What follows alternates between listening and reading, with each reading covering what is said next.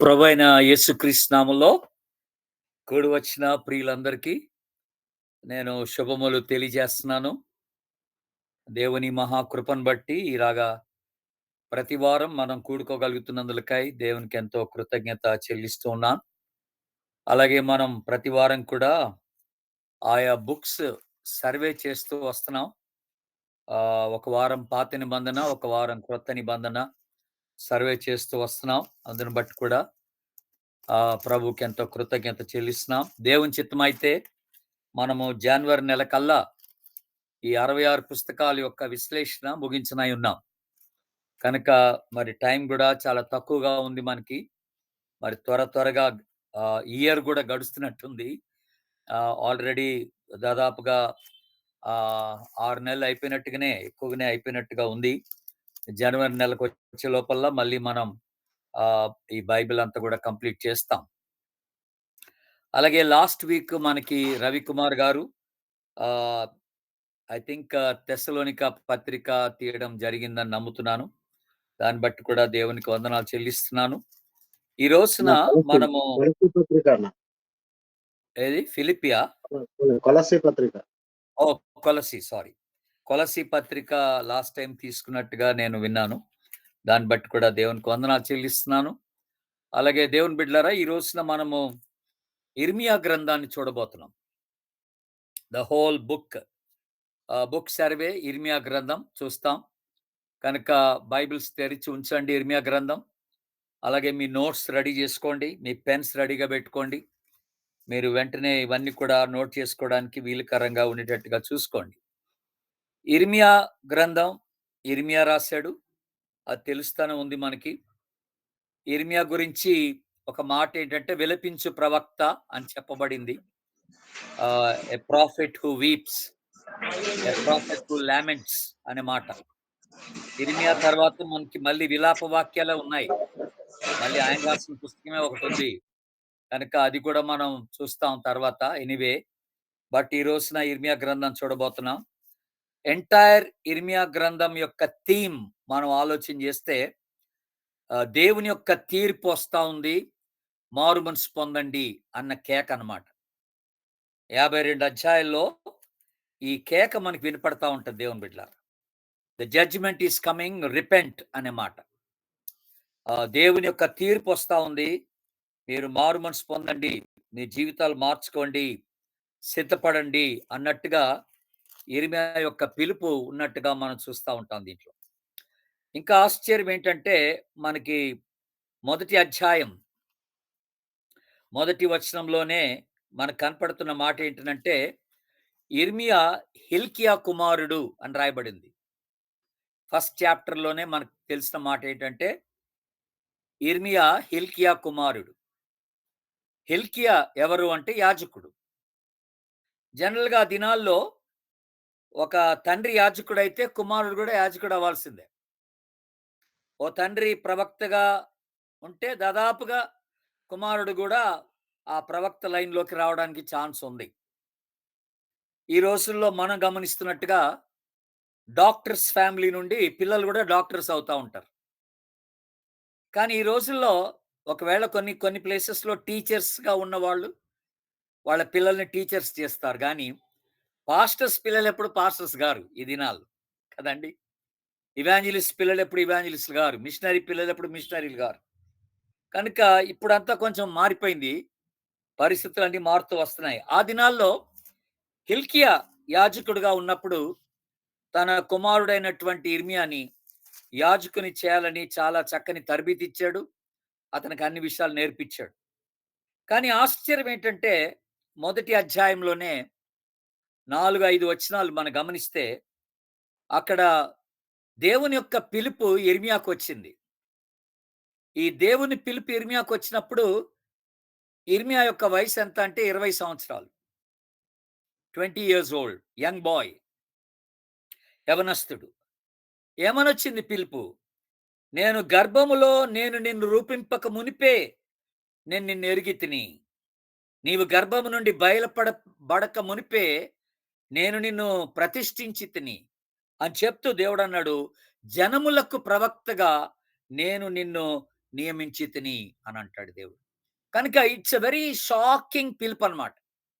యిర్మీయాకి చాలా ఆశ్చర్యాన్ని కలిగించేటువంటి ఒక పిలుపు ఇది. కారణం ఏంటంటే, యిర్మీయా తన జీవితంలో యాజకుడుగా ఉండడానికి సిద్ధపడ్డాడు. వాళ్ళ నాన్న చేత తర్బీదు పొందుకున్నాడు. యాజక ధర్మం ఎలా చేయాలో అన్నీ నేర్చుకున్నాడు. పెద్దోడినైపోతే యాజకుడినైపోతాననుకున్నాడు యిర్మీయా. కానీ ఇక్కడ దేవుని పిలుపు ప్రవక్తగా ఉండటానికి నేను నియమించితిని అన్నాడు దేవుడు. ఈ రెండిటికి చాలా వ్యత్యాసం ఉందండి. అంటే యాజకుడైతే ఓ 10 మంది ముందు నిలబడాల్సిన అవసరం లేదు. దేవుని మందిరంలోకెళ్ళి ప్రజల తరపున అక్కడ అర్పణ అర్పించి ప్రార్థన చేయడమే. ఒంటరిగా ఎళ్తాడు దేవుని మందిరానికి యాజకుడైతే. కానీ ప్రవక్త అలా కాదు. ప్రవక్త అయితే డెఫినిట్‌గా దేవుని మాటలు ప్రజలకి చెప్పాలి. అది రాజైనా చెప్పాల్సిందే, ప్రజలైనా చెప్పాల్సిందే, అధికారులైనా చెప్పాల్సిందే. ఎలాంటి కఠినులైనా వాళ్ళ దగ్గరికెళ్ళి దేవుని మాట ఉన్నదున్నట్టుగా చెప్పాల్సిందే. ఇది మనం చూస్తున్న విషయం. ప్రవక్తకు ఉన్నటువంటి గొప్ప సవాలు. కనుక ప్రవక్తకి చాలా ధైర్యం కావాలి. దేవుని మాట ఉన్నదున్నట్టుగా ప్రజలకి తెలియజేయడానికి ధైర్యం కావాలి. యాజకుడు ఏంటంటే ఆయన ఎవరి దగ్గరికి వెళ్ళాల్సిన పని లేదు. ఒంటరిగా మందిరంలోకి వెళ్ళిపోయి అక్కడ దేవునికి అర్పణ అర్పించి దేవుని సన్నిధిలో ప్రజల తరపున ప్రార్థన చేయడమే యాజకుని పని. సో చూసారా ఎంత వ్యత్యాసం ఉందో? అంటే యిర్మీయా యొక్క సిద్ధపాటు ఒకటైతే దేవుని యొక్క పిలుపు మరొకటిగా ఉన్నట్టుగా మనం చూస్తాం. దేవుని బిడ్డలారా కొన్ని సందర్భాల్లో మన జీవితాల్లో కూడా అలా జరుగుతది. మన లైఫ్ గురించి మనం ఎన్నో ప్లాన్స్ వేసుకుంటాం. కానీ అల్టిమేట్‌గా దేవుని యొక్క ప్రణాళిక మన జీవితంలో నెరవేర్చబడటం అనేది మనం చూస్తాం. ఇంతకీ నా ప్లాన్స్ ఓకే. మా నాన్న ప్లాన్స్ ఓకే. మా అమ్మ ప్లాన్స్ ఓకే. బట్ ఇంతకీ నా జీవితంలో నా ప్లాన్ మరి దేవుని ప్లాన్ ఏంటి అనేది ఆలోచన చేసుకోవాలి. దేవుడు నన్నేం చేయమంటున్నాడు? నా విషయంలో ఆయనకున్నటువంటి ఆలోచన ఏంటి అనేది కూడా మనం అడిగి తెలుసుకోవాల్సినటువంటి వారమై ఉంటున్నామని జ్ఞాపకం చేసుకుంటున్నాం దేవుని బిడ్డలారా. కనుక ఈ పిలుపొచ్చింది. అప్పుడు యిర్మీయా చాలా షాక్ అయిపోయాడు మనందరికి తెలిసినట్టుగా. నేను బాలుడనే నాకు చేత కాదన్నాడు. నేనింకా పిల్లోడిని గదా! ఈ ప్రవక్త పని నా వల్ల కాదు ప్రభు అని చెప్పేసి అక్కడ మాట్లాడుతున్నట్టుగా ఉంది దేవుని బిడ్డలారా. కాకపోతే హి యాక్సెప్టెడ్ ఇట్ అన్‌విల్లింగ్‌లీ. ఇష్టం లేకపోయినా ఇది దేవుని పిలుపు గనక, దేవుని చిత్తం గనక, దేవుని ఏర్పాటు గనక ఆ ప్రవక్తగా ఉండటానికి యిర్మీయా అంగీకరించినట్టుగా మనం చూస్తున్నాం. ఫస్ట్ చాప్టర్ అంతా కూడా ఆయన పిలుపునికి సంబంధించినటువంటి విషయాలు మనతో మాట్లాడుతున్నట్టుగా ఉందక్కడ. మీరు ఇంటికెళ్ళిన తర్వాత ఇంకా డీటెయిల్డ్‌గా చదవండి దేవుని బిడ్డలారా. ఇంకా విషయం ఏంటనంటే యిర్మీయా దాదాపుగా 42 సంవత్సరాలు ప్రవక్తగా పనిచేశాడు. ఇది కూడా మీరు నోట్ చేసుకోవాల్సినటువంటి ఒక విషయం. దాదాపుగా 42 సంవత్సరాలు ప్రవక్తగా పనిచేశాడు. దేవుని యొక్క చిత్త ప్రకారముగా ఆయనకిష్టం లేకపోయినా అంగీకరించి ప్రవక్తగా పనిచేయడం అనేది మనం చూస్తూ వస్తున్నాం దేవుని బిడ్డలారా.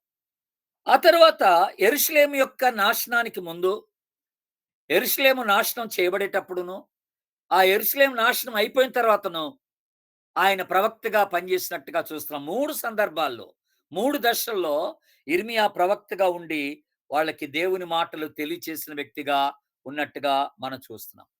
44వ అధ్యాయంలోకొస్తే అక్కడ మనకి ఆయన ఎవరైతే యూదులు ఐగుప్తునకు చెదిరిపోయారో వాళ్ళ మధ్య ఆయన అక్కడ పర్టిక్యులర్‌గా ప్రవచించినట్టుగా అక్కడ మనకి జ్ఞాపకం చేయబడుతున్నటువంటి విషయంగా మనం చూస్తున్నాం. కనుక ఈ దక్షిణ రాజ్యాలు అవన్నీ కూడా ఎక్కువ శాతం యిర్మీయా ప్రవచించినట్టుగా మనం గమనిస్తుంటాం. ఈ పుస్తకం అంతా చదివితే దక్షిణ రాజ్యాల్లో ఆయన ప్రవచనాలు ఎక్కువగా జరిగినట్టుగా మనం చూస్తాం. అక్కడ అష్షూరీయుల ద్వారా, ఐగుప్తీయుల ద్వారా, ఆ తదుపరి బబులోను ద్వారా దేవుని ప్రజలందరికి కూడా కొంత వ్యతిరేకత వచ్చి వాళ్ళని భయపెట్టినటువంటి సందర్భాల మధ్య యిర్మీయా వాళ్ళకి ప్రవచనం చేసినట్టుగా మనం చూస్తూ వస్తున్నాం దేవుని బిడ్డలారా. కనుక ఇది చాలా ఇంట్రెస్టింగ్ పుస్తకంగా మనం చూస్తున్నాం. అయితే ఈ ప్రజలు పదే పదే ఈ శత్రువు చేతికి అప్పగించబడుతున్నప్పుడు వాళ్ళకి చాలా ప్రశ్నలు వచ్చాయి. వాళ్ళకి ఎన్నో అనుమానాలు వచ్చాయి.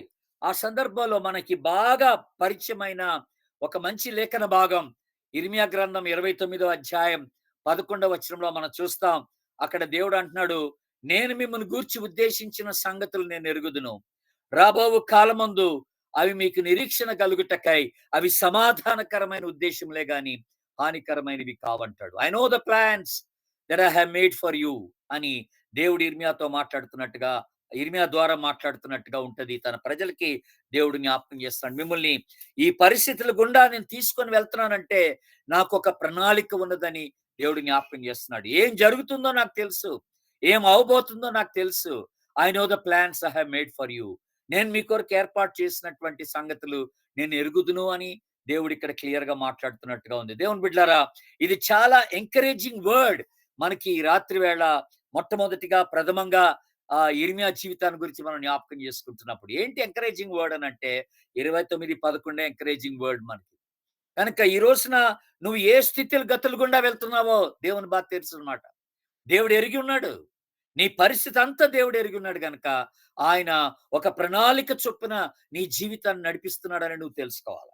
ఒక ప్రణాళిక చొప్పున నీ జీవితాన్ని కొనసాగిస్తున్నాడని తెలుసుకోవాలా. ఎప్పుడు ఏ టైంలో ఎక్కడ నిన్ను ఆయన పెట్టి వాడుకోవాలో ప్రభుకి బాగా తెలుసు అన్న విషయాన్ని మీకు జ్ఞాపకం చేస్తూ వస్తాను దేవుని బిడ్డలారా.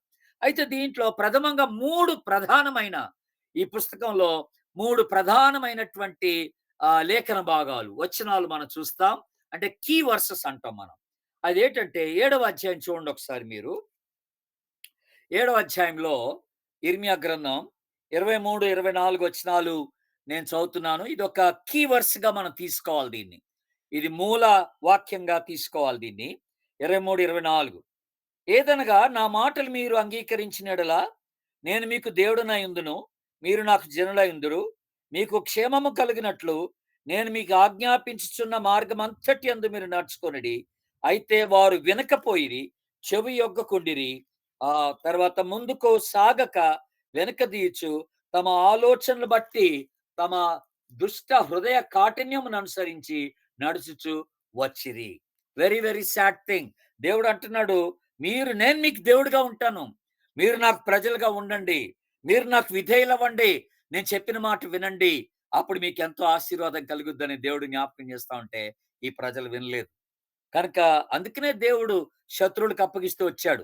అష్షూరీలకు గాని, ఐగుప్తీయులకు గాని, లేకపోతే బబులోనీయులకు గాని దేవుడు ఎందుకు ఈ ప్రజలు అప్పగిస్తూ వచ్చాడంటే వాళ్ళకి పాఠం నేర్పడానికి, వాళ్ళ పాఠం నేర్పడానికి. అందుకని వీళ్ళు ఏం చేశారంట, వారు ఆయన మాట వినకపోయిరి, చెవి యొగ్గకపోయిరి, తమ దుష్ట హృదయమును అనుసరించి నడుచుకొనిరి అనే మాట మనం చూస్తాం. వెరీ సాడ్ థింగ్ దేవుని బిడ్డలారా. కనుక ఇది ఒక ప్రధానమైన మూల వాక్యంగా మీరు తీసుకోవాలని నేను మీకు జ్ఞాపకం చేస్తున్నాను. మూల వాక్యంగా దీన్ని తీసుకోవాలని నేను మీకు జ్ఞాపకం చేస్తున్నాను. రెండో మూల వాక్యం ఒకటి ఉంది. అదేంటంటే 8వ అధ్యాయం చూడండి. 8th చాప్టర్, 8వ అధ్యాయం 11, 12 వచనాలు చదువుతున్నాను. 11, 12 సమాధానం లేని సమయమున సమాధానం సమాధానం అని నాకు చెప్పుచు నా జనుల గాయమును పైపైన మాత్రమే బాగు చేయుదురు. తాము హేయమైన క్రియలు చేయుచున్నందున సిగ్గుపడవలసి వచ్చను గాని వారు ఏమాత్రమును సిగ్గుపడరు. అవమానము నొందుతామని వారికి తోచనే లేదు గనుక పడిపో వారిలో వారు వారు పడిపోదురు. నేను వారిని విమర్శించు కాలమున వారు తొట్టిల్లుదని యెహోవా సెలవిచ్చుచున్నాడు. వాట్ ఏ కంఫర్టింగ్ స్టేట్మెంట్ ఇది. అంటే ఏంటి, ఇక్కడ కొంతమంది అబద్ధ ప్రవక్తలు వస్తున్నారు. అబద్ధ ప్రవక్తలు ఇలాగా చెప్తా ఉంటారన్నమాట. తప్పుడు ప్రవచనాలు చేస్తారట. సమాధానం లేని దగ్గర సమాధానం, స్వస్థత లేని దగ్గర స్వస్థత, నిజమైన ఆనందం లేని దగ్గర ఆనందం. ఈరోజు చాలా మంది అబద్ధ బోధకులు అలాగే ప్రజల్ని మోసం చేస్తున్నారు. డబ్బులు తీసుకొని ప్రజల్ని మోసం చేస్తున్నారు. వాళ్ళు అబద్ధపు మాటలు చెప్తున్నారు. దేవుని మాటలు చెప్పకుండా ప్రజలకు ఇంపైన మాటలు చెప్పి ప్రజల యొక్క మన్నన పొందుకోవాలని వాళ్ళు ప్రయత్నాలు చేస్తున్నారు దేవుని బిడ్డలారా. కనుక ఇట్స్ అ సాడ్ థింగ్. ఆ దినాల్లో కూడా కొంతమంది ఇలాంటి అబద్ధ ప్రవక్తలు తిరిగినట్టుగా మనకి దేవుడు జ్ఞాపకం చేస్తున్నాడు. కనుక ఇది కూడాను 8వ అధ్యాయం 11, 12 వచనాలు కూడాను మీరు మూలవాక్యంగా రాసి పెట్టుకోవాలని నేను మీకు మనవి చేస్తున్నాను. తర్వాత ఇంకొకటి ప్రధానమైనటువంటి మూలవాక్యం ఇంకోటి ఉంది. 9వ అధ్యాయంలో చూడండి, అతిశయించేవాడు దేన్ని బట్టి అతిశయించాలని ప్రభు జ్ఞాపకం చేస్తున్నాడు. 9th చాప్టర్, 9వ అధ్యాయం 23, 24 వచనాలు. జ్ఞాని తన జ్ఞానమును బట్టి, శూరుడు తన శౌర్యమును బట్టి అతిశయింపకూడదు. ఐశ్వర్యవంతుడు తన ఐశ్వర్యమును బట్టి అతిశయింపకూడదు.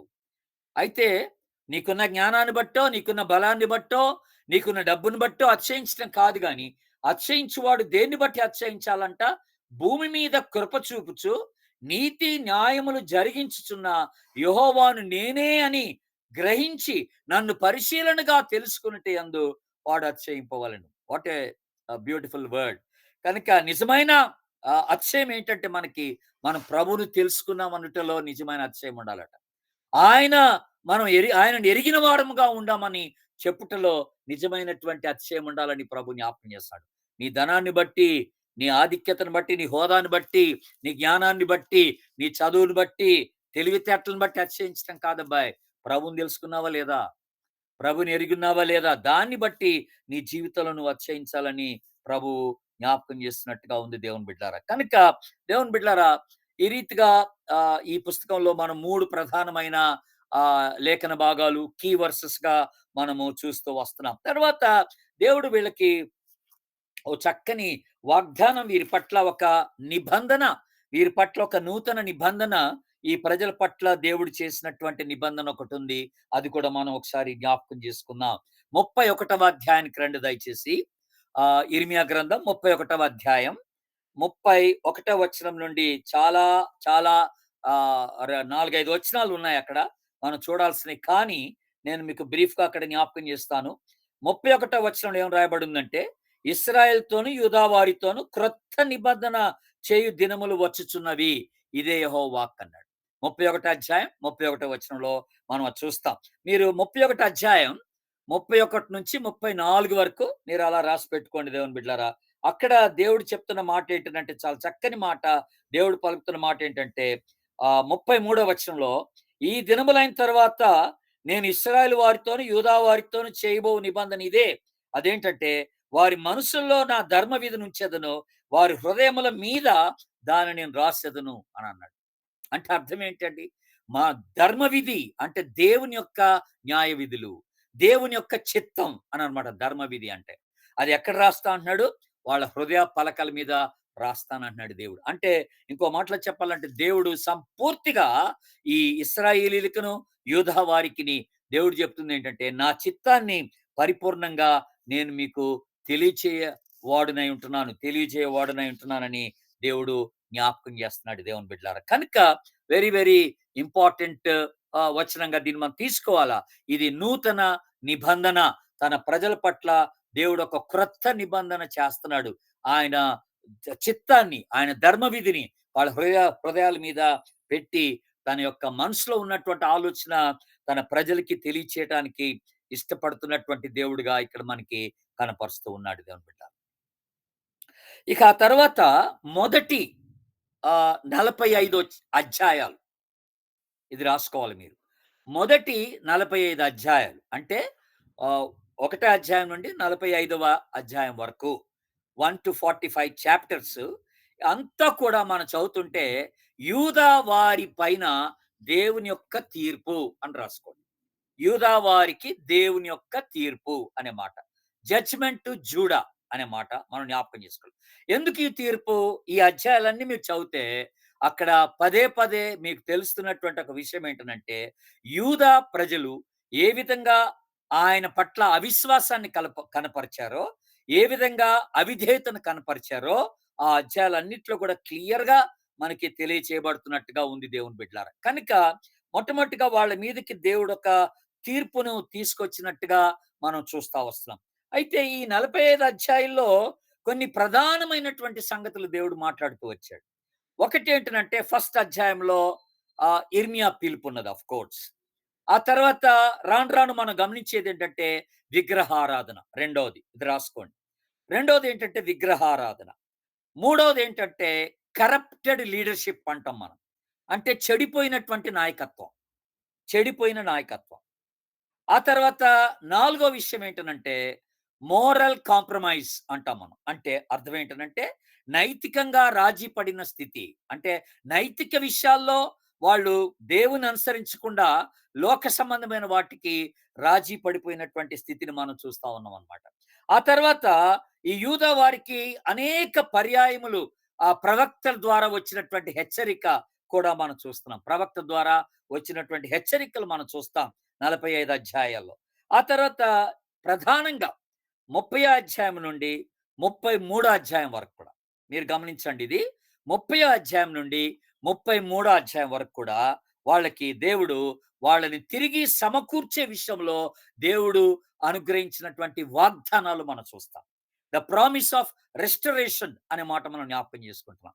ఏ విధంగా ఆ శత్రువుల చేతిలో నుంచి విడిపించి దేవుడు వాళ్ళని మళ్ళీ సమకూర్చడానికి ఇష్టపడుతున్నాడు అనేటువంటి విషయాన్ని కూడా చాలా చక్కగా ఆ 30 అధ్యాయం నుండి 33 అధ్యాయం వరకు కూడా తెలియజేస్తున్నట్టుగా మనం గమనిస్తాం.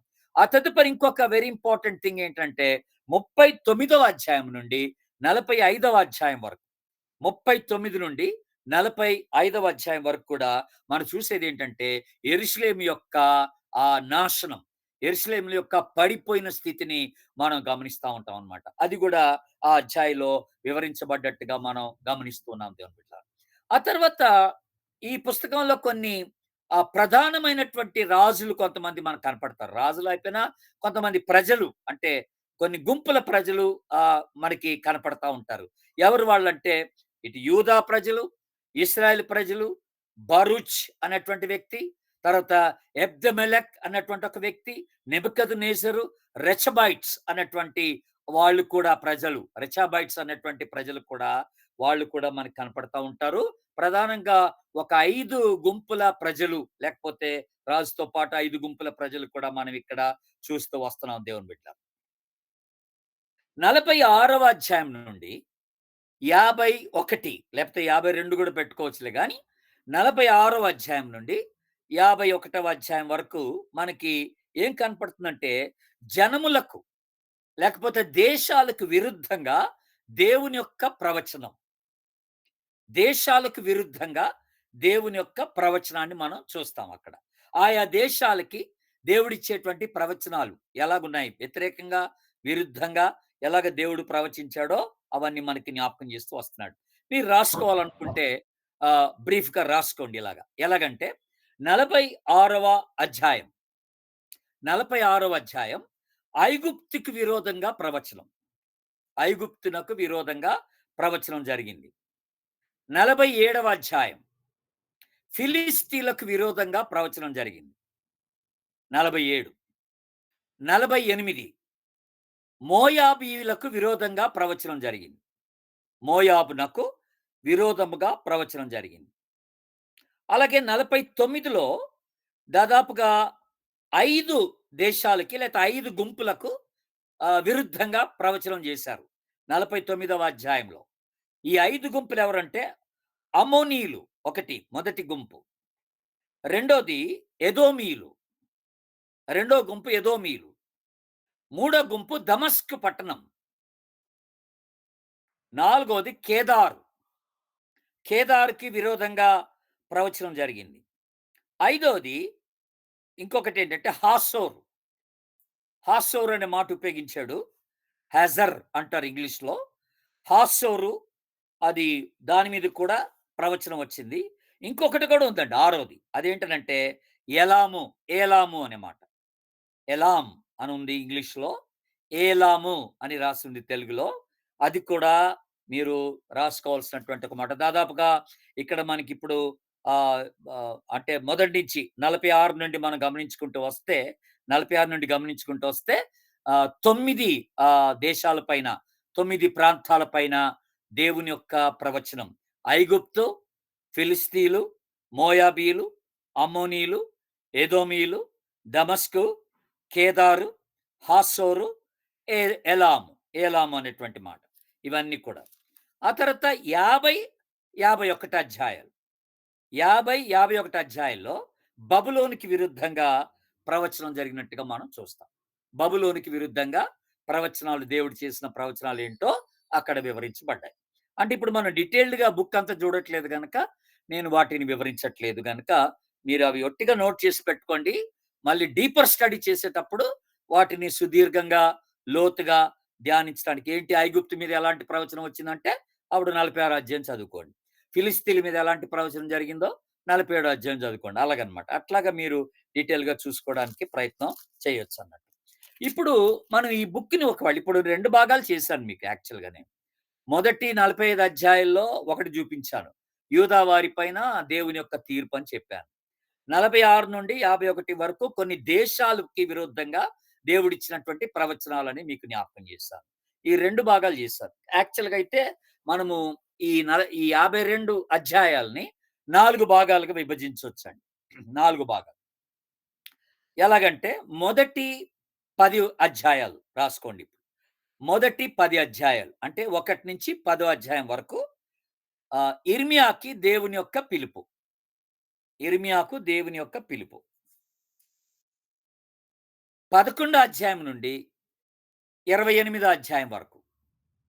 11 నుండి 28 వరకు యూదా యొక్క నాశనాన్ని గురించిన హెచ్చరిక. Warning of destruction to JUDA అనే మాట మనం జ్ఞాపకం చేసుకుంటాం. యూదా యొక్క నాశనాన్ని గూర్చిన హెచ్చరిక. 11 అధ్యాయం నుండి 28 అధ్యాయం వరకు. ఆ తర్వాత 29 నుండి 38వ అధ్యాయం వరకు క్రొత్త నిబంధన, నూతన నిబంధన. అది ఆల్రెడీ మనం 31 అధ్యాయంలో దాని వివరణ చూసాం. 31 అధ్యాయంలో. కాకపోతే 29 నుండి 38 వరకు రాసుకోండి. 29 నుండి 38 వరకు నూతన నిబంధన గురించినటువంటి విషయం. ఆ తర్వాత 39 నుండి 52 వరకు అంటే లాస్ట్ వరకు 39 నుండి 52 వరకు అదేంటనంటే యెరూషలేము యొక్క నాశనానికి అనేకమైనటువంటి సంఘటనలు జరిగాయి. ఆ సంఘటనలన్నీ వివరిస్తాడనమాట. యెరూషలేము యొక్క నాశనానికి జరిగినటువంటి సంఘటనలు, దానికి దోహదపడిన సంఘటనలు. ఈవెంట్స్ ఆఫ్ జెరూసలేం ఫాల్ అంటాం. ఈవెంట్స్ ఆఫ్ జెరూసలేం ఫాల్ అని అంటాం అనమాట. 39 నుండి 52 వరకు. దేవుని బిడ్డలారా ఇలాగా డివైడ్ అయిన తర్వాత ఇందులో ఒక ప్రధానమైనటువంటి దేవుని వాగ్దానం ప్రజలకి ఇక్కడ ఉన్నట్టుగా మనం చూస్తాం. మీరు 50వ అధ్యాయానికి రండి దయచేసి. 50వ అధ్యాయం. అక్కడ ఒక చక్కని వాగ్దానం, ప్రభు యొక్క వాగ్దానాన్ని మనం చూస్తాం. ఈ ప్రజలకు, దేవుని ప్రజలకు దేవుడిచ్చేటువంటి వాగ్దానాన్ని మనం చూడగలం. ఎక్కడ అంటే 50వ అధ్యాయము 18వ వచనం నుండి 20వ వచనం వరకు. 18 నుండి చదువుతున్నాను వినండి. కావున ఇశ్రాయేలు దేవుడును సైన్యములకు అధిపతియగునగు యెహోవా ఇలాగు సెలవిచ్చుచున్నాడు. అష్షూరు రాజును నేను దండించినట్లు బబులోను రాజును అతని దేశమును దండించెదను. ఇశ్రాయేలు వారిని తమ మేత స్థలమునకు నేను తిరిగి రప్పించెదను. వారు కర్మేలు మీదను బాషాను మీదను మేయుదురు. ఎఫ్రాయిము కొండల మీదను గిలాదులోను మేయిచు సంతుష్టి నొందుదురు. ఆ కాలమున ఆనాటికి ఇశ్రాయేలు దోషమును వెదికినను అది కనపడకుండును. యూదా పాపములు వెదికినను అది దొరకవు. శేషింపబడిన వారిని నేను క్షమించెదను. ఇదే యెహోవా వాక్కు. What a beautiful promise. Entire book కి ఆ యూదా జనాంగానికి, ఇశ్రాయేలీయులకి దేవుడిచ్చినటువంటి గొప్ప వాగ్దానం ఈ 3 వచనాల్లో మనకు కనపడుతుంది. ఏటి వాగ్దానం? ఓ ప్రక్క శత్రువుల నాశనాన్ని గురించిన వాగ్దానం. ఆ తర్వాత తన ప్రజలకి దేవుడు ఎలాగ సమకూర్చి వాళ్ళని ఆశీర్వదించబోతున్నాడో దాని గురించినటువంటి వాగ్దానం. కనుక 50వ అధ్యాయం మనకి ఇంపార్టెంట్ అధ్యాయంగా మనం తీసుకోవాల్సినటువంటి అవసరత ఉన్న దేవుని బిడ్డలారా. కనుక మనము ఈ అష్షూరీయులు అనే మాట ఇక్కడ జ్ఞాపకం చేశాడు. అష్షూరీయులు చాలా క్రూరమైనటువంటి వ్యక్తులండి. చాలా క్రూరమైనటువంటి వ్యక్తులు. మీకు అష్షూరీయులు అనంగానే మీకు ఎవరు గుర్తు రావాలో తెలుసా? యోనా గుర్తు రావాలి. అంటే యోనా బుక్ చదివినోడు చెప్తాను మీకు. ఎందుకు యోనా గుర్తు రావాలంటే నినివే పట్టణము అష్షూరీయులకు ముఖ్య పట్టణం అన్నమాట. అది గుర్తుపెట్టుకోండి మీరు. యోనా నినివేకి వెళ్ళడానికి ఇష్టపడని కారణం ఏంటంటే అష్షూరీయులు అంత చెడ్డోళ్ళు, అంత క్రూరులు.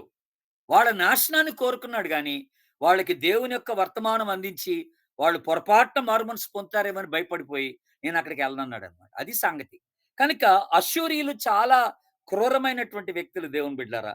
కానీ దేవుడు వాళ్ళని కూడా చాలా కఠినంగా వాళ్ళని నాశనం చేస్తానని దేవుడు అక్కడ వాళ్ళకి సెలవిచ్చినట్టుగా మనం చూస్తూ వస్తున్నాం దేవుని బిడ్డలారా.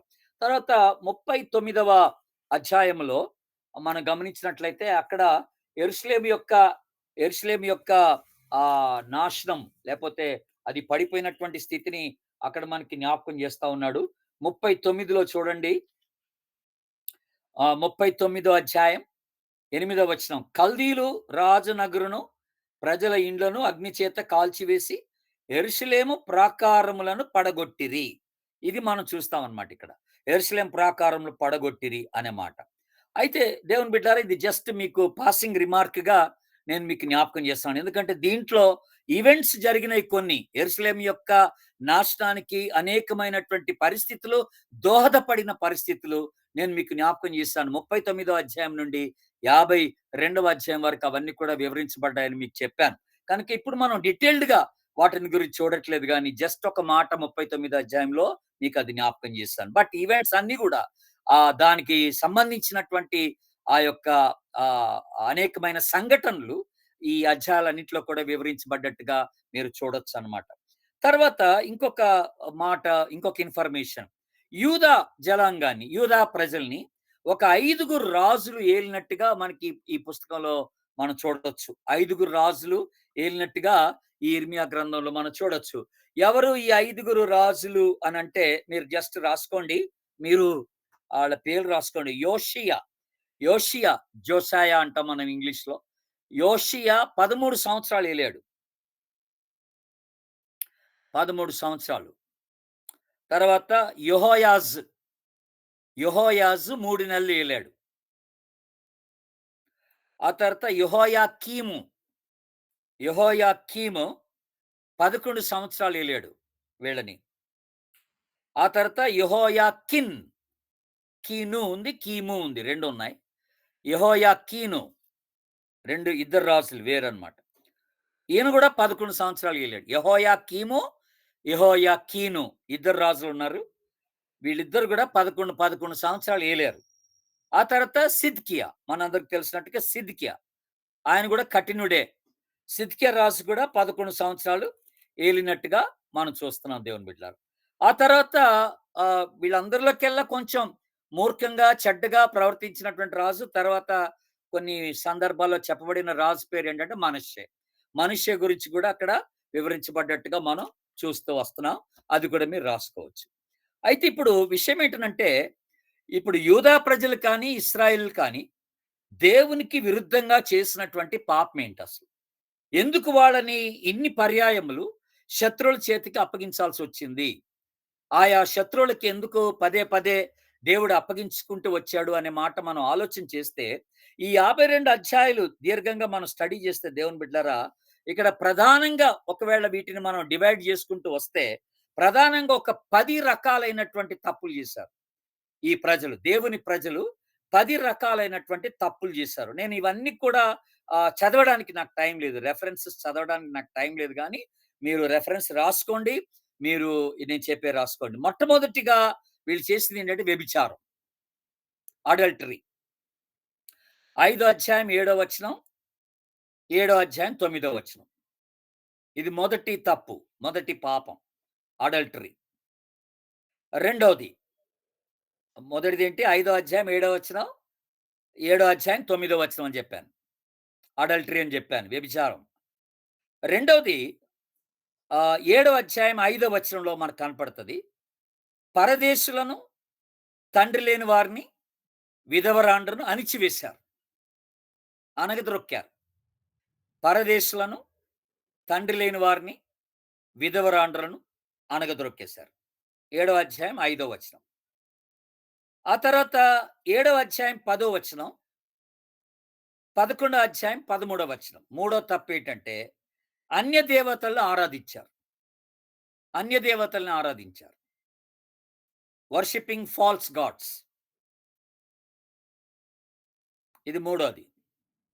నాలుగోది ఏంటంటే 9వ అధ్యాయం 4, 5 వచనాలు.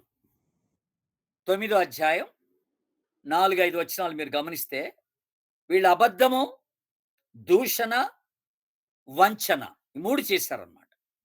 అబద్ధము, దూషణ, వంచించుట. లయింగ్ అండ్ స్లాండర్ అంటాం మనం. Lying and slander. 9వ అధ్యాయం 4, 5 వచనాలు. ఐదో తప్పు, వీళ్ళు చేసిన ఐదో తప్పు ఏంటంటే, మనం ఇందాక చూసాం. ఇది 9వ అధ్యాయం 23, 24. వీళ్ళు వాళ్ళ జ్ఞానము మీద, వాళ్ళ ఐశ్వర్యాన్ని బట్టి అతిశయించారు. వాళ్ళ జ్ఞానమును బట్టి వాళ్ళ ఐశ్వర్యాన్ని బట్టి అతిశయించారు. అందుకనే దేవుడు వాళ్ళకి దెబ్బ కొట్టాడనమాట. దేవుడు అందుకనే వాళ్ళకి దెబ్బ కొట్టాడు. ఆరోది, దేవుని బిడ్డలారా, ఈ ఐశ్వర్యాన్ని బట్టి, జ్ఞానాన్ని బట్టి, హోదాని బట్టి అతిశయించడం అని అన్నప్పుడు మనం చాలా జాగ్రత్తగుండాలి. చాలా సార్లు మన జీవితాల్లో కూడా అలా జరుగుతా ఉంటది. ఓ మంచి పొజిషన్‌కి రాంగానే ఒక మంచి ఇల్లు కట్టుకోంగానే, ఒక కారు కొనుక్కోంగానే దేవుడిని మర్చిపోతాం. అవే గొప్ప అనుకుంటాం. ఆటిని బట్టి అతిశయించేస్తాం. అతిశయపడతాం. ఇక లోకంలో ఒక ఉన్నతమైన స్థాయికి రాంగానే దేవుడిని మర్చిపోతాం. దట్స్ వెరీ డేంజరస్ థింగ్ అన్నమాట. కనుక నీ అతిశయం వాటి మీద ఉండకూడదు. వాటిని బట్టి ఉండకూడదు. నీ ధనాన్ని బట్టి, నీ హోదాను బట్టి, నీ జ్ఞానాన్ని బట్టి, వాటిని బట్టి నీ యొక్క అతిశయం ఉండకూడదని దేవుడు జ్ఞాపకం చేస్తున్నాడు. ఆరోది, ఆరోది 11 అధ్యాయం 10 వచనం. 11 అధ్యాయం 10 వచనం. అదేంటంటే వాళ్ళ దేవుని యొక్క నిబంధనను భంగపరిచారు. అంటే అన్‌ఫెయిత్‌ఫుల్‌నెస్ టు గాడ్. దేవుని ఎడల అపనమ్మకం. సారీ. నమ్మకత్వం లేనటువంటి స్థితి. నమ్మకత్వం లేని స్థితి దేవుని ఎడల.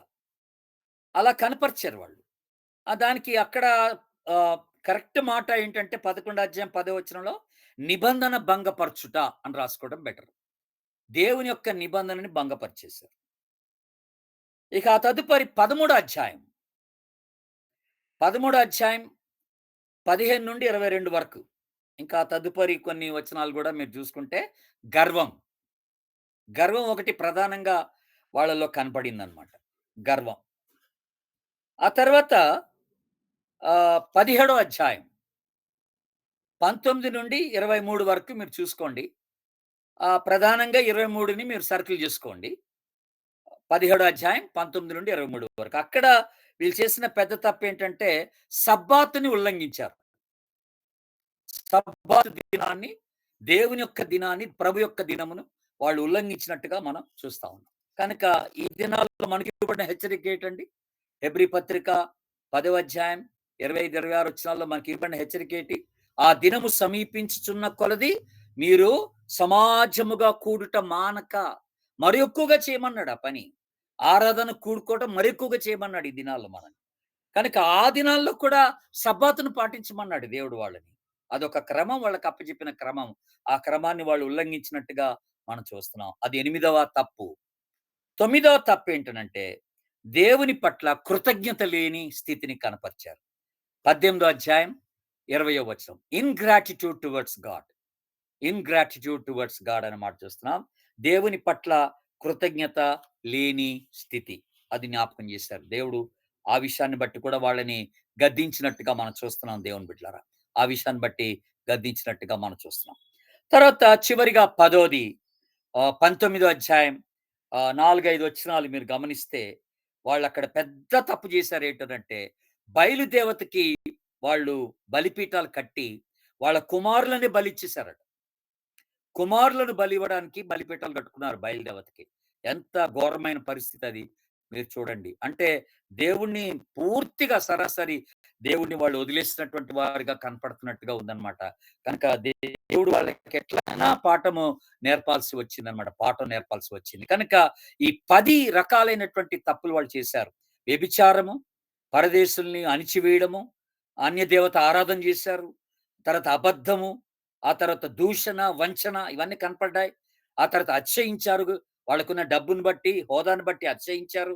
ఆ తర్వాత నిబంధనను భంగపరిచారు. గర్వంతో జీవించారు. సబ్బాతుని వాళ్ళు భంగపరిచేశారు. దేవునికి కృతజ్ఞత లేకుండా జీవించారు. బయలు దేవతలకు వాళ్ళు ఆ బలిపీఠాలు కట్టుకొని కుమారులను కూడా బలి అర్పించడానికి సిద్ధపడినట్టుగా మనం చూస్తూ వస్తున్నాం దేవుని బిడ్డ.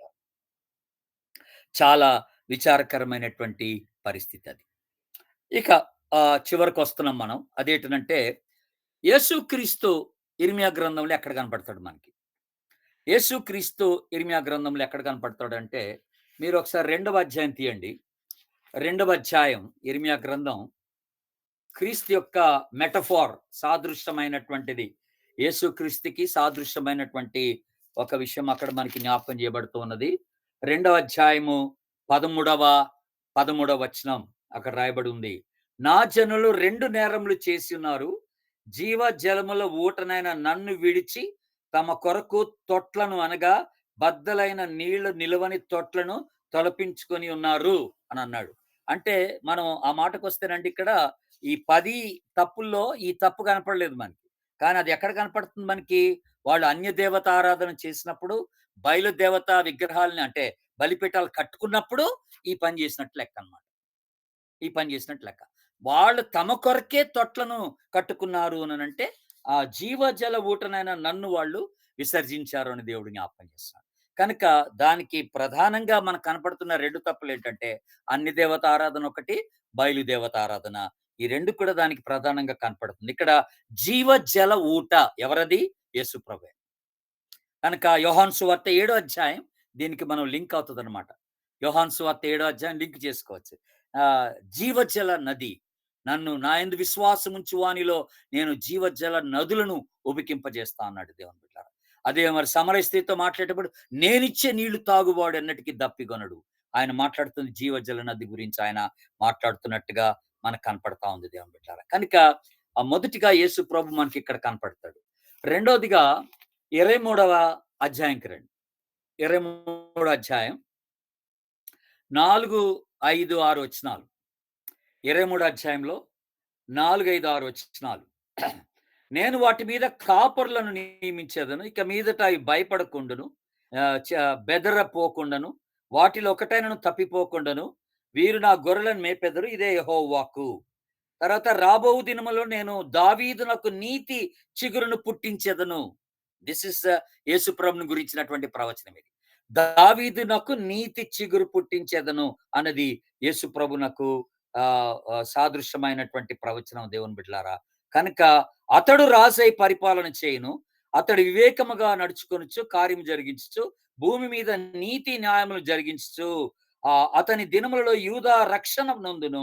ఇశ్రాయేలు నిర్భయంగా నివసించును. యెహోవా మనకు నీతి అను అతనికి పేరు పెట్టబడును.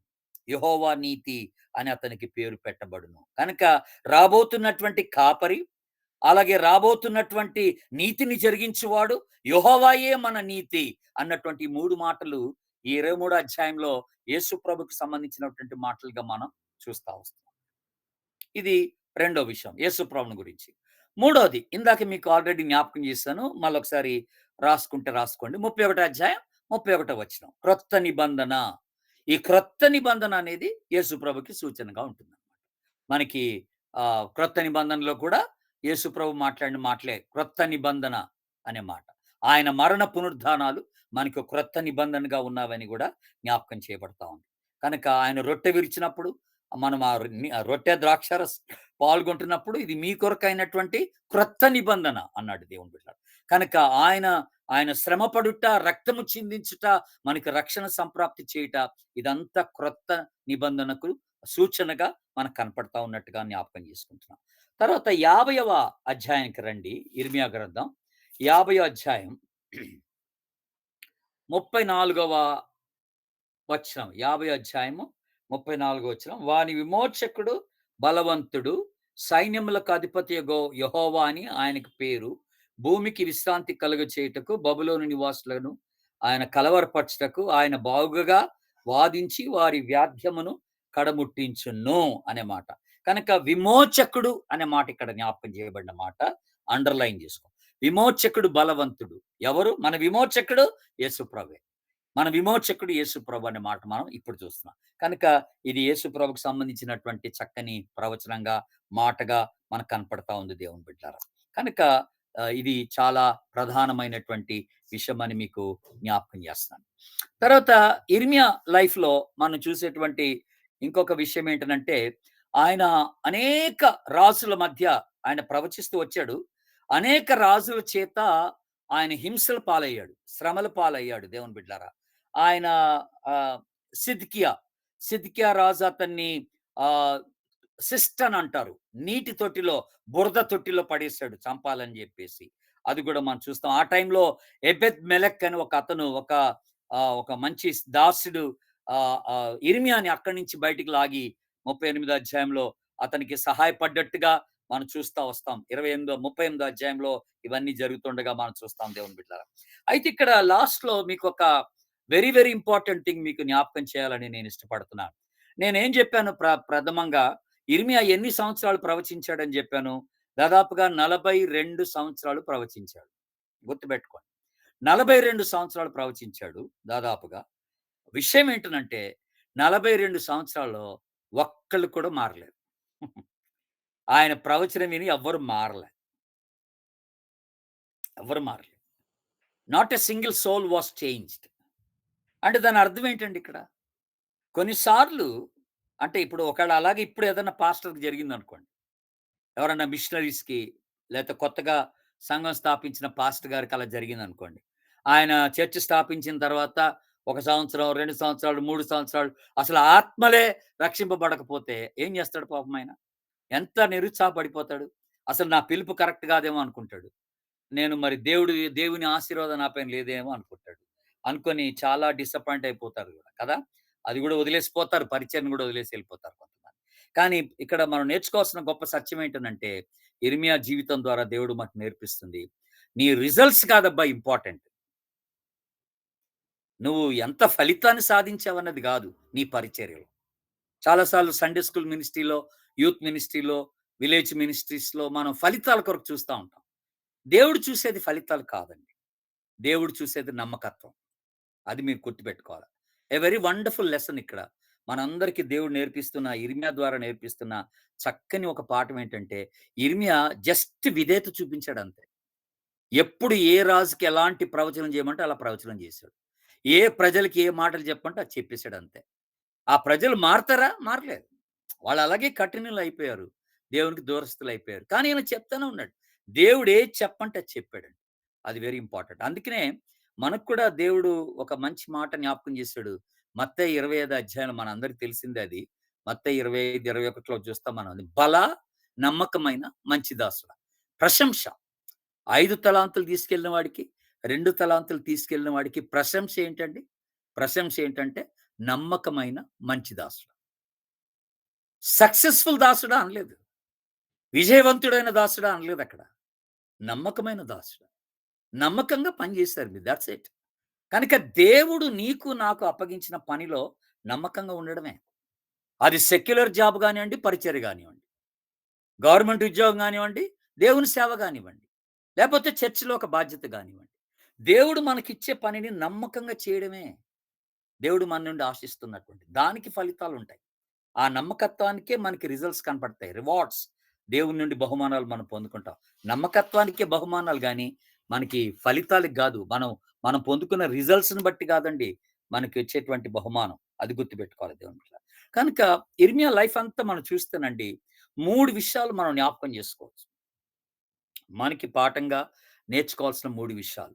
ఒకటేంటనంటే ఆహ్, దేవుని చిత్తం ఊహించని పరిస్థితుల్లోనికి మనల్ని నడిపిస్తది మొట్టమొదటిగా. యిర్మీయా జీవితంలో నేర్చుకోవాల్సిన మొదటి పాఠం ఇది. దేవుని చిత్తం మనం ఊహించని పరిస్థితుల్లోకి మనల్ని నడిపిస్తది. ఎలా తెలుసు మనకిది? ఎలా అంటే ఆయన యాజకుడు కావాలనుకున్నాడు. దేవుడి అతన్ని ప్రవక్తగా చేశాడు. ఇది తన ఆలోచనలో లేదు. తన ప్లాన్‌లో లేదు. తన ప్రిపరేషన్‌లో ఇదేమి లేదు. ప్రవక్తగా చేయడం అనేది లేదు. కనుక తన ఆలోచనలకు భిన్నంగా దేవుని చిత్తం వచ్చినట్టుగా మనం చూస్తాం. అది ఒకటి. రెండోది దేవుని చిత్తం ఎప్పుడు కూడాను మనం మనల్ని అంటే అసంపూర్ణమైనటువంటి పరిస్థితిలోకి నడిపిస్తది. అంటే దానికి తగిన వారం అనిపించదు మనకి. దానికి తగిన తలాంతులు లేవనిపిస్తది. ఆ పిలుపుకి తగినటువంటి జ్ఞానం లేదు. ఆ పిలుపుకి తగినటువంటి అనుభవం లేదు. ఆ పిలుపుకి తగినటువంటి క్వాలిఫికేషన్ లేదనిపిస్తది కొన్నిసార్లు. అలాంటి అంటే అసంపూర్ణమైన పరిస్థితి అంటున్నాను నేను. దేవుని చిత్తం అలా నడిపిస్తది. ఎలా మనకిక్కడ తెలుసు? నేను బాలుడను. నాకు మాట్లాడటానికి నాకు శక్తి చాలదన్నాడు. అప్పుడు దేవుడన్నాడు, "నీ నోట నా మాట ఉంచుతాను ఎలవయ్యా" అన్నాడు. కనుక దేవుని యొక్క నడిపింపు, దేవుని చిత్తం అలాగా కొన్ని సందర్భాల్లో మనం నడిపించడం మనం చూస్తాం. మూడోది మనం గమనించాల్సిందేంటంటే, దేవుని చిత్తం అర్థం గాని పరిస్థితిలోకి మనల్ని నడిపిస్తుంది. కొన్నిసార్లు అర్థం కాదు. అనేక పర్యాయములు యిర్మీయాని వాళ్ళు కొట్టారు. యిర్మీయాని బురదలో పడేసారు, గుంటలో పడేసారు, జైల్లో పడేసారు. చంపాలనుకున్నారు. సిద్కియా అయితే అసలు చంపేయండిరా బాబు! ఇతని వల్ల నా ఉపయోగం లేదన్నాడు. 38 అధ్యాయం చదివితే మీరు. ఇతడు మనకి మేలు చేయవాడు కాదు, కీడు చేయవాడు అని ప్రజలెళ్లి కంప్లెయింట్ చేస్తే, రాజు మీకు అడ్డం రాడు. మీరేం చేసుకుంటారో చేసుకోండి అన్నాడు. అంటే అంతగా దేవుని మాట చెప్తూ ఉన్న కొలది కూడాను యిర్మీయాకు అసలు అన్ని ప్రతికూలమైన పరిస్థితులు ఎదురుపడ్డాయి. బట్ ఆయన ఎప్పుడూ ప్రభువుని ప్రశ్నించినట్టుగా లేదు యిర్మీయా గ్రంథంలో. ఎందుకిలా ప్రభా? ఎందుకిలా ప్రభా? అని అడిగినట్టుగా లేదు. కనుక కొన్ని సందర్భాల్లో మన జీవితాల్లో కూడా మనకు అర్థం గాని పరిస్థితుల్లోకి దేవుడు మనల్ని నడిపిస్తాడు దేవుని బిడ్డలారా. కంగారేం లేదు. ఆ దేవుడు సార్వభౌముడు. ఆయన సింహాసనాసీనుడు. ఆయన నీ జీవితాన్ని క్షుణ్ణంగా ఎరిగిన వాడు గనక, ఆయన నీ పట్ల ఏం చేస్తున్నాడో ఆయనకు తెలుసు. నేను మిమ్మును గూర్చి ఉద్దేశించిన సంగతులు నేను ఎరుగుదును. అవి రాబోవు కాలమందు మీకు నిరీక్షణ కలుగుటకై, అవి సమాధానకరమైన ఉద్దేశములు గాని, హానికరమైనవి కావన్నాడు. What a what a comforting వాగ్దానం. ఎంత ఆదరణకరమైనటువంటి వాగ్దానం అది. కనుక ఇలాంటివి చక్కని పాఠాలు యిర్మీయా గ్రంథంలో మనం నేర్చుకుంటూ వస్తున్నాం దేవుని బిడ్డలారా. ఫైనల్‌గా యిర్మీయా యొక్క మరణం ఆయన 80 సంవత్సరాల వయసులో చనిపోయినట్టుగా మనకి గమనిస్తున్నాం. 20 సంవత్సరాల వయసులో పిలుపుని అందుకున్నాడు. ఒక 60 సంవత్సరాలు ప్రవక్తగా పనిచేశాడు దాదాపుగా. ఆయన అంటే, అంటే ప్ర ఆయన 40 సంవత్సరాలు ప్రవక్తగా చేసి, ఆ తర్వాత కొంతకాలాన్ని గడిపి, ఆయన 80 సంవత్సరాల వయసులో చనిపోయినట్టుగా మనకి తెలియజేస్తున్నారు. మోస్ట్ ప్రాబబ్లీ వాళ్ళు అనే మాట ఏంటనంటే, ఆయన బబులోన్‌లో చనిపోవచ్చని ఒక ఆలోచన ఉంది.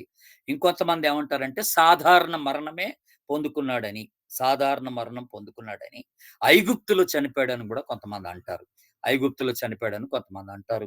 క్లియర్‌గా ఎక్కడ చనిపోయాడనేది మనకి రుజువులు పెద్దగా లేకపోయినప్పటికి కూడా సాధారణ మరణం అనే మాట, తర్వాత ఇంకొంతమందేమో ఆయన బబులోన్‌లో చనిపోయి ఉంటాడనేది ఒకటి ఆలోచన ఉంది. ఏదేమైనా కూడా ఒక గొప్ప మాదిరికరమైనటువంటి ప్రవక్తగా యిర్మీయా మన ముందున్నట్టుగా మనం చూస్తూ వస్తున్నాం. ఆ తర్వాత ఈ విలాప వాక్యంలోకొచ్చినప్పుడు కూడా యిర్మీయా యొక్క ప్రవచనాలు కొన్ని అక్కడ మనకి ఇంట్రెస్టింగ్ ప్రవచనాలు కొన్ని మనం అక్కడ గూడా మనం చూడటానికి ప్రయత్నం చేద్దాం. మరి దేవుడు ఈ చక్కని ఆలోచనలు, మరి ఈ చక్కని నడిపింపు కొరకై దేవునికి వందనాలు చెల్లిద్దాం. ఇవన్నీ కూడా మన జీవితానికి కూడా మనం అప్లై చేసుకోవాలి దేవుని బిడ్డలారా. పదే పదే దేవునికి అవిధేయత చూపిస్తున్నప్పుడు దేవుడు మనకి పాఠం నేర్పక తప్పడు. శత్రువుల చేతికి అప్పగించక తప్పడు. ప్రతికూలమైన పరిస్థితులు రప్పించక తప్పడు. కానీ దేవుని వాగ్దానం ఒకటుంది. డెఫినిట్‌గా వాగ్దానాన్ని దేవుడు నెరవేర్చుకుంటాడు మన పట్ల. ఆయన మనల్ని దీవించి తనకు మహిమార్థమై వాడుకుంటాడనే మాట మీకు జ్ఞాపకం చేస్తున్నాడు. అట్టి కృప పరిశుద్ధాత్మ దేవుడు మనందరికి దయచేయను గాక. ఆమేన్. God bless you. Thank you so much.